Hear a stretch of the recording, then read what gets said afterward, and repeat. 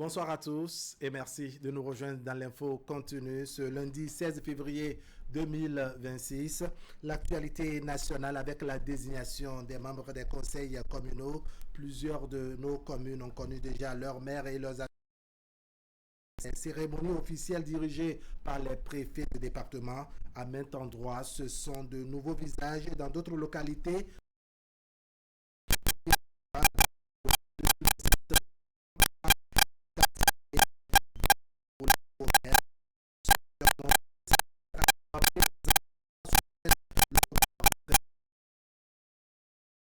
Nos débatteurs ce soir, en quoi résumer les priorités de nos nouveaux dirigeants communaux en plateau Prudent Nasserou. Prudent.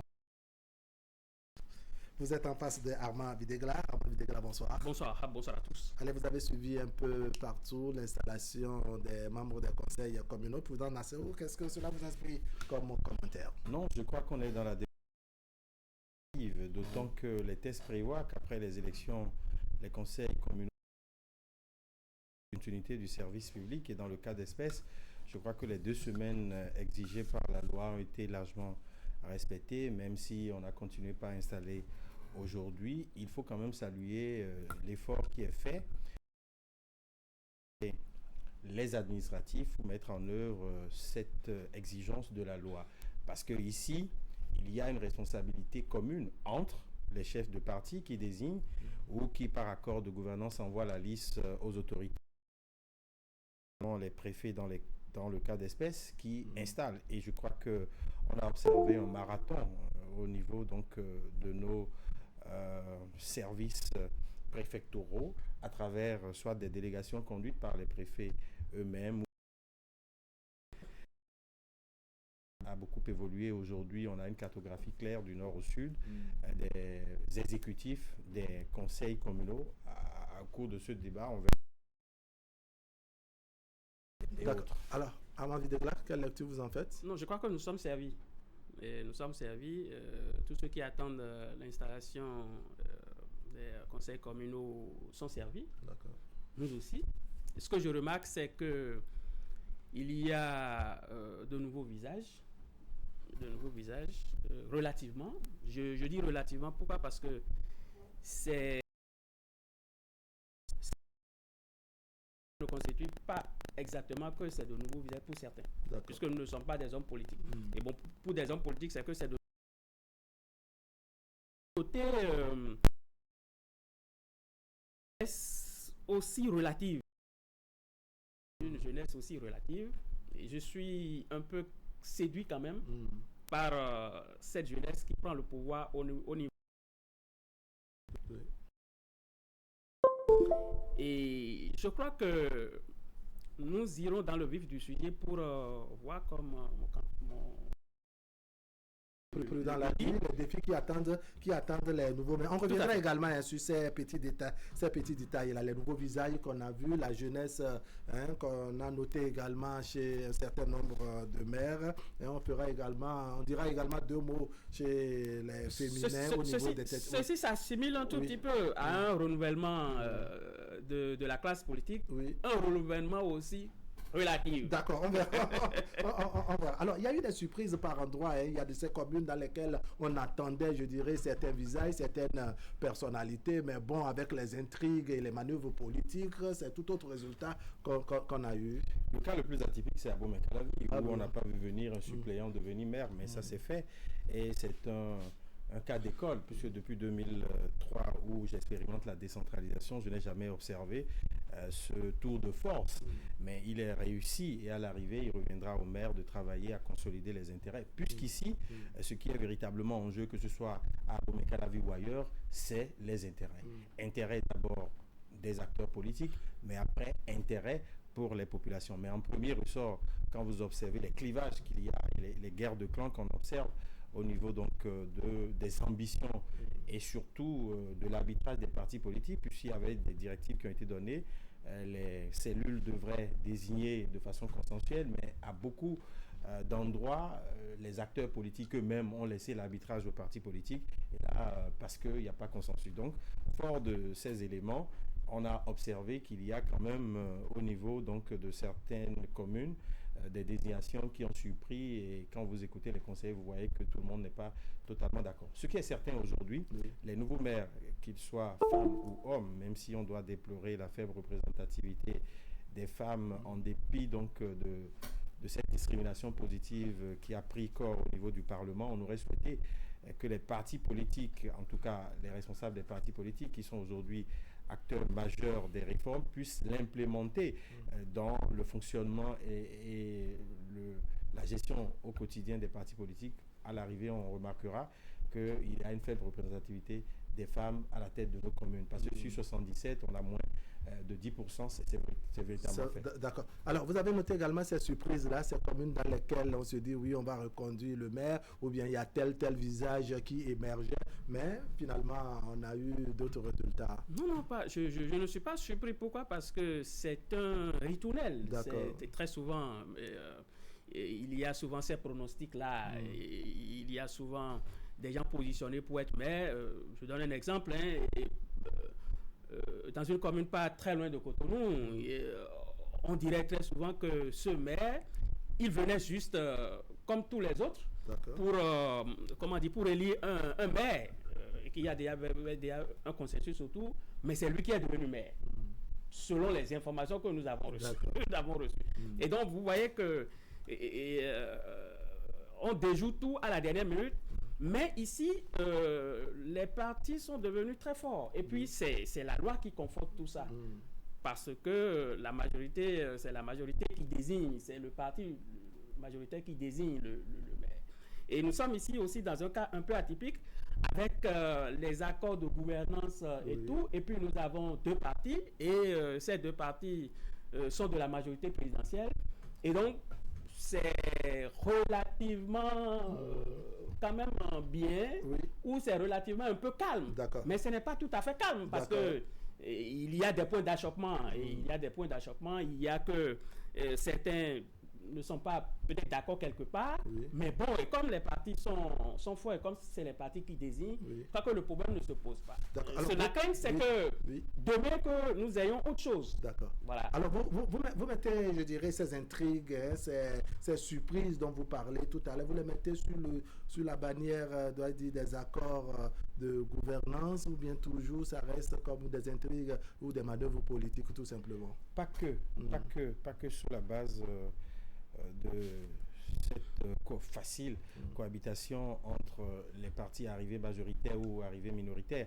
Il y a que ces intrigues participent d'abord des clivages au sein des partis politiques, puisque vous savez qu'on n'est pas carrément dans les scrutins nominatifs où on sait déjà qui peut être maire, on est dans des scrutins de liste et finalement tout le monde se dit j'ai toutes mes chances. Or, l'idéal aurait été que les directives soient suffisamment claires, parce que, en mon sens, relevant d'une logique, si un candidat est premier titulaire, pour moi, il est plus habilité à prétendre au poste qu'un 14e ou qu'un 12e élu sur la même liste, ou un 2e ou un 3e sur la même liste au niveau donc de la formation politique. Mais les mathématiques politiques, on peut comprendre ça aussi. Voilà. On peut comprendre ça aussi, qu'on puisse amener quelqu'un, je dirais, qui était en avant-dernière position, mais qui est quand même élu et qui vient peut-être jouer les meilleurs rôles devant. C'est pour ça que toutes les ambitions sont légitimes. Et justement, je disais que ces intrigues participaient justement de ce manque d'orientation claire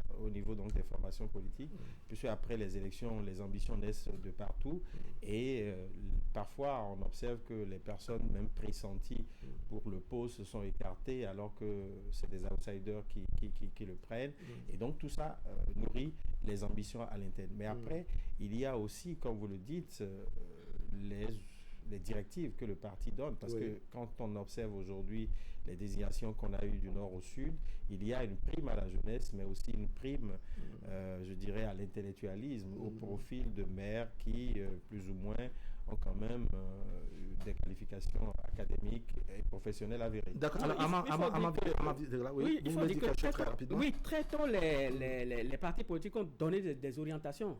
Les deux partis politiques ont donné des orientations. Le Bloc républicain et l'Union progressiste. Oui, avec la clé de répartition à travers un courrier adressé à tout le monde. Et donc, chacun sait à quoi s'en tenir. Et il faut dire que même avant... les élections. Oui, après les élections. Non, il faut dire que même avant, je crois que pour un parti très sérieux, ou bien pour des partis très sérieux, ce n'est pas après les élections qu'on va... qu'on va essayer de choisir. Voilà, non. Quand quelqu'un a une ambition après les élections, je crois qu'il est out.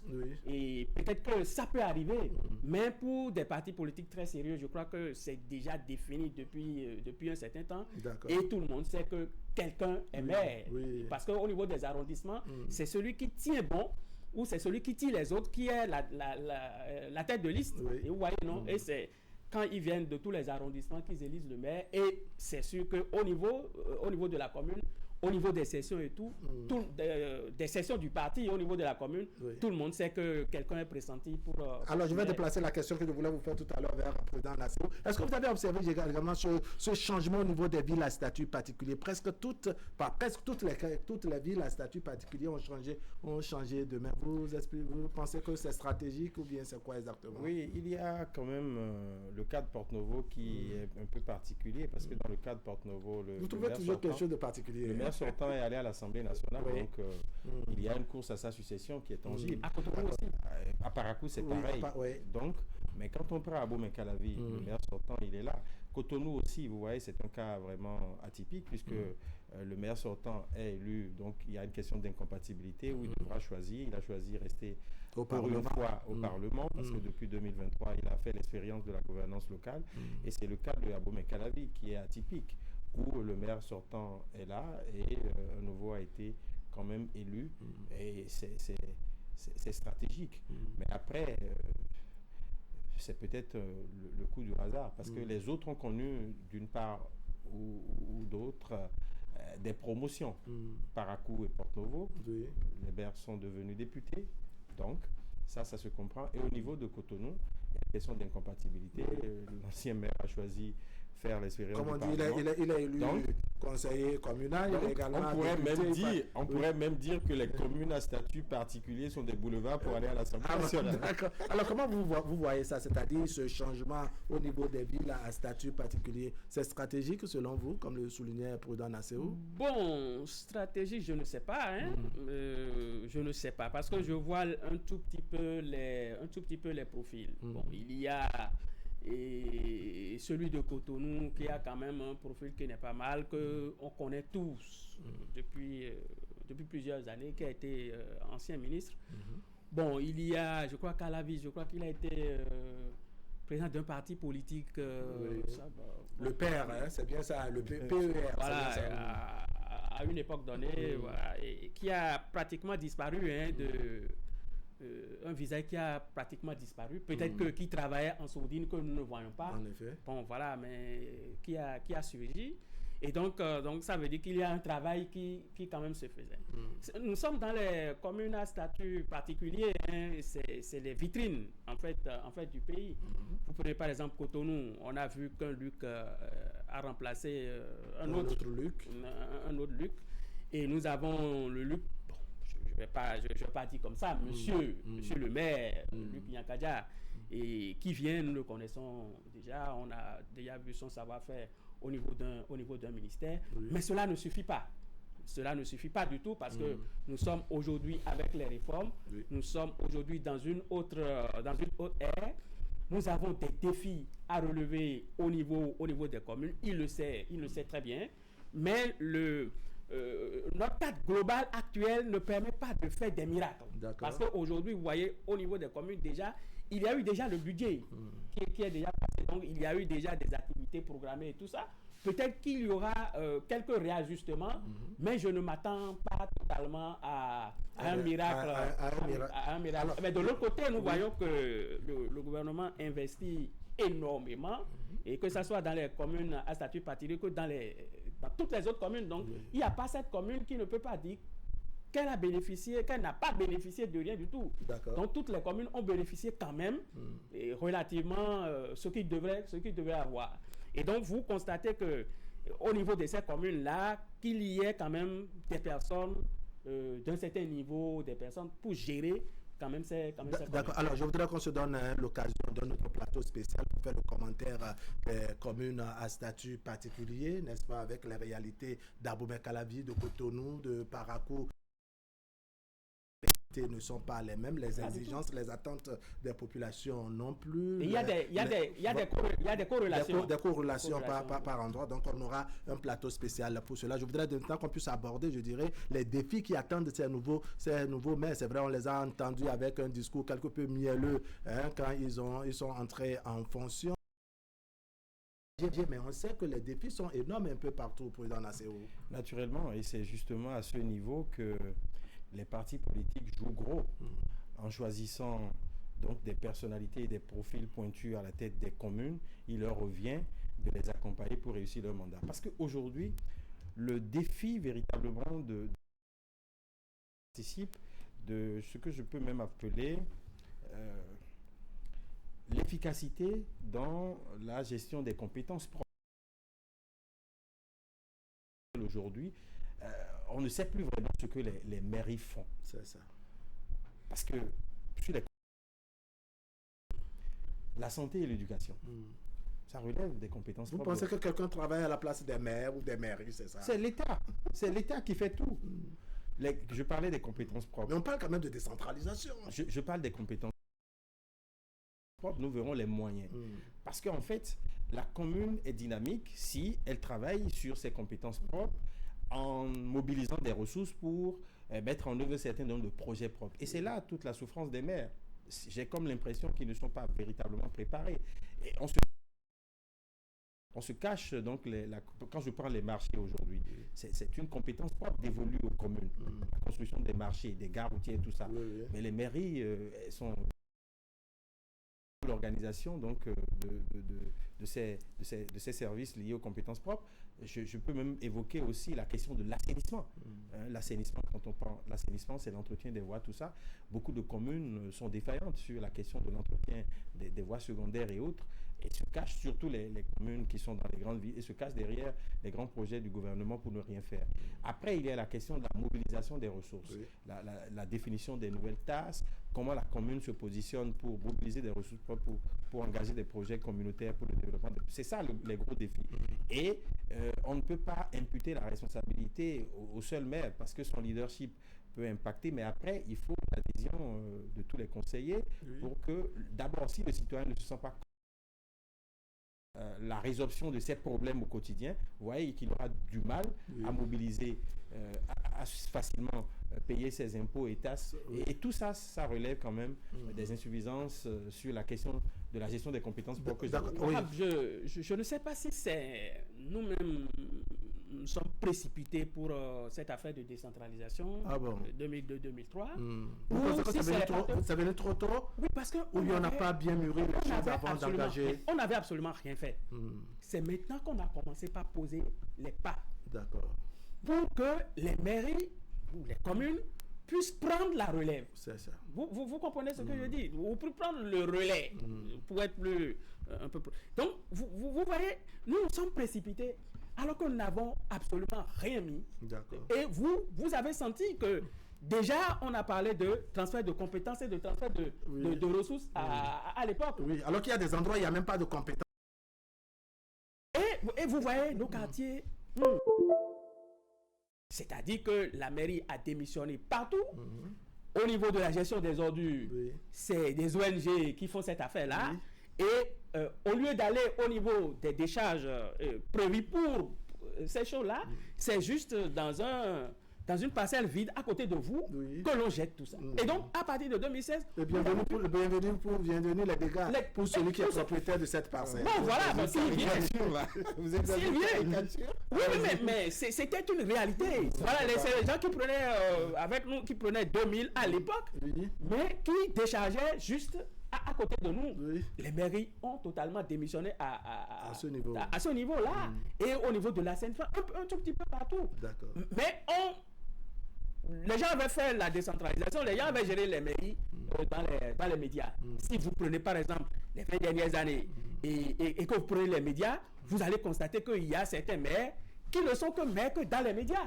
Et ils ont fait ça tout tout le temps, depuis 2003 jusqu'à... Vous ne les sentez pas comment dire, au niveau de leur commune, au niveau de leur population, beaucoup plus sur les médias. Qui peut les sentir parce que nous ne sommes pas préparés. On dit aujourd'hui que normalement, la santé au niveau de la commune relève du maire, l'école de base, par exemple, ou l'école primaire, des choses comme ça. Mais ce n'est pas le cas actuellement. Donc ça veut dire que on n'était pas à l'aboutissement de ce chemin-là avant de faire cette affaire. Mais est-ce que vous pensez qu'aujourd'hui on est prêt, c'est-à-dire face à ces réalités que vous soulignez qui est exécutée par l'État central, est-ce qu'aujourd'hui les communes sont prêtes pour prendre ce relais? Non, pas encore. Pas encore, parce que nous sommes en train de poser les bases. Vous voyez déjà que au niveau par exemple de la gestion des ordures, par exemple il y a une société qui a été créée et qui gère cette affaire-là, vous constatez, et que dans d'autres domaines, c'est géré d'une certaine manière. Vous voyez? Et donc, je ne sais pas ce qu'on va faire,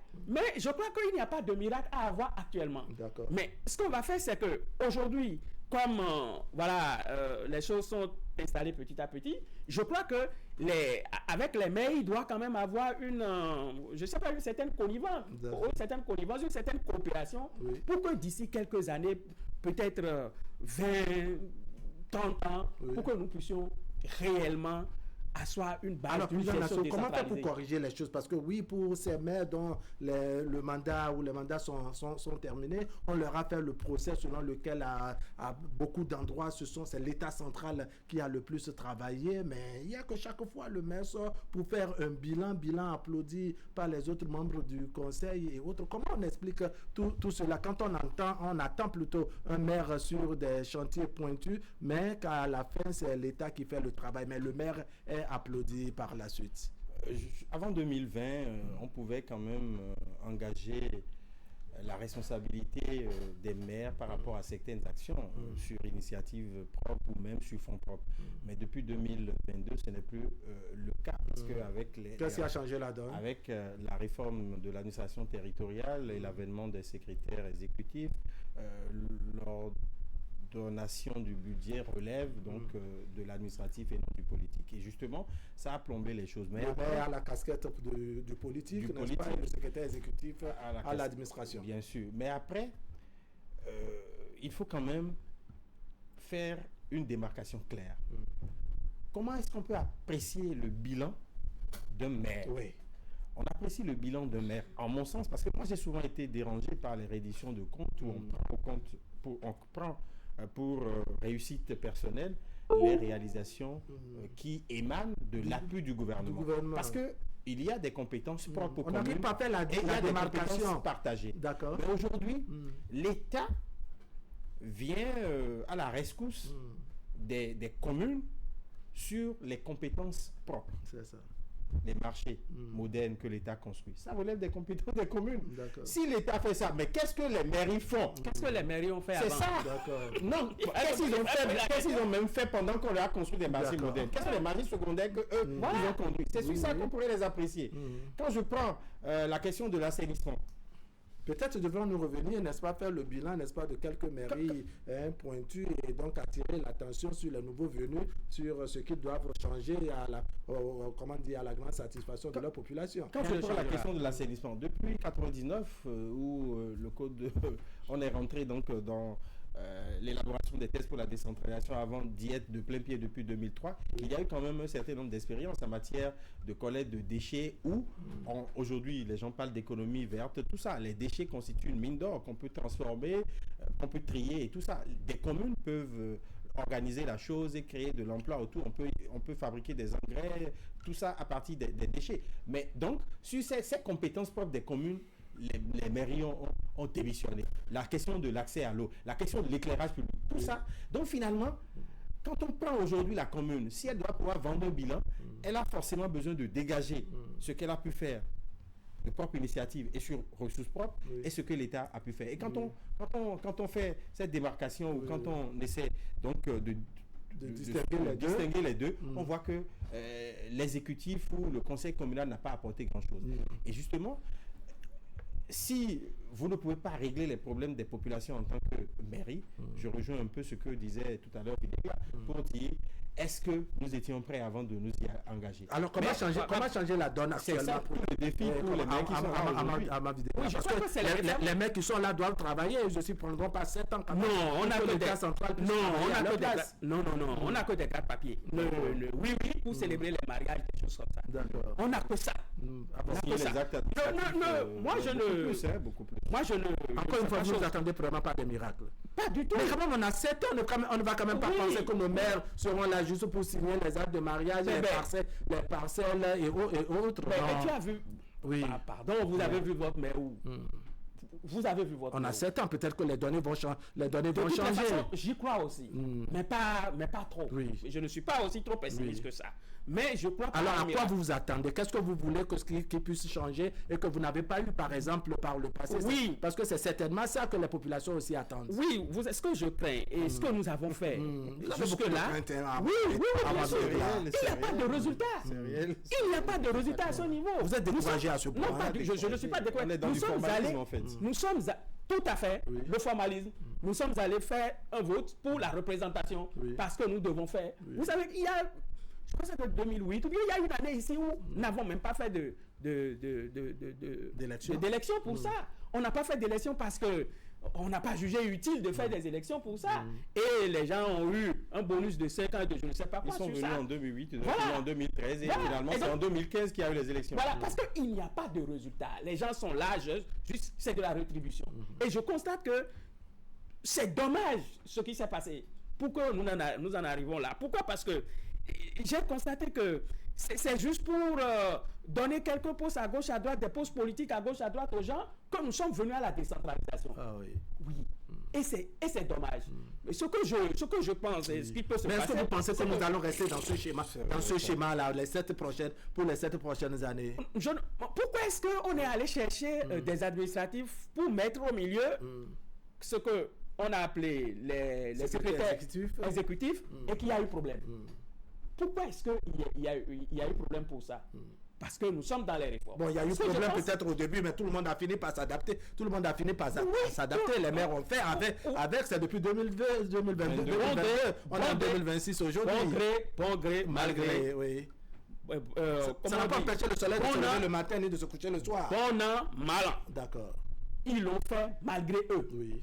Et ceux qui sont là aujourd'hui feront ça malgré eux. Parce que quand vous voyez l'ossature, j'ai dit que c'est une jeunesse relative et j'ai dit que aussi que c'est un renouvellement de la classe politique qui est aussi relative parce qu'ils étaient déjà là. D'accord.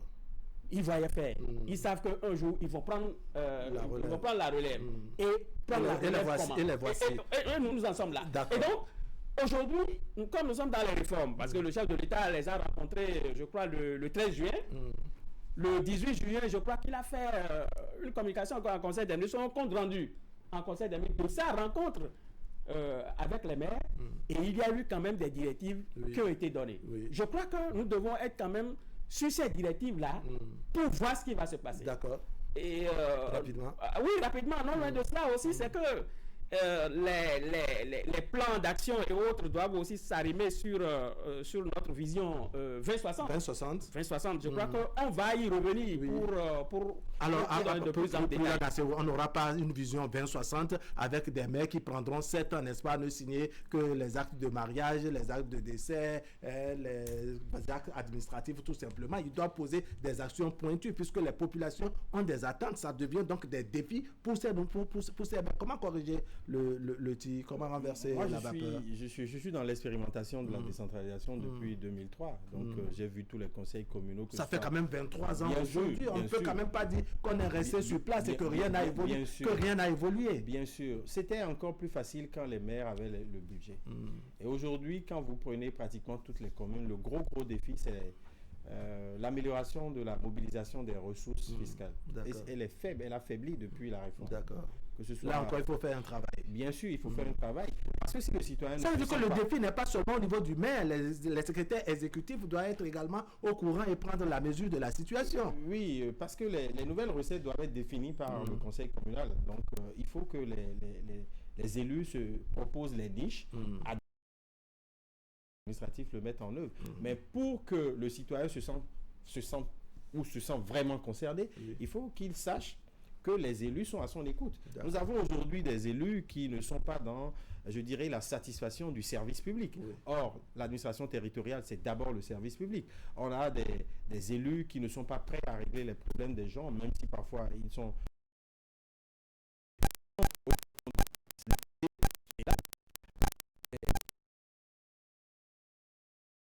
des compétences propres des communes. Combien de communes au Bénin aujourd'hui ont des équipes de football ou même dans d'autres disciplines qu'elles entretiennent. Donc tout ça, ce sont quand même des niches sur lesquelles nous les positionnons pour que, bon, on ne préjuge pas de l'inefficacité des nouveaux maires, mais il leur revient de se positionner clairement sur les gros chantiers donc prioritaires des communes à partir des compétences propres, en y insufflant une nouvelle dynamique. D'accord, on va les observer. Ils viennent à peine de s'installer, sans doute qu'ils prendront la mesure de la situation puisque les défis sont nombreux. Ça bouge au niveau de plusieurs communes, pour ne pas dire au niveau des populations qui attendent beaucoup de ces maires. On verra les résultats comme on a premier jour des différents maires. On va les évaluer. Beaucoup d'émissions en perspective. Voilà, on va les évaluer par ici, Inch'Allah. Armand Bidegla, merci beaucoup.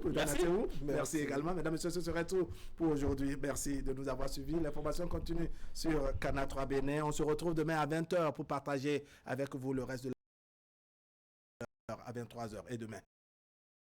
Portez-vous bien.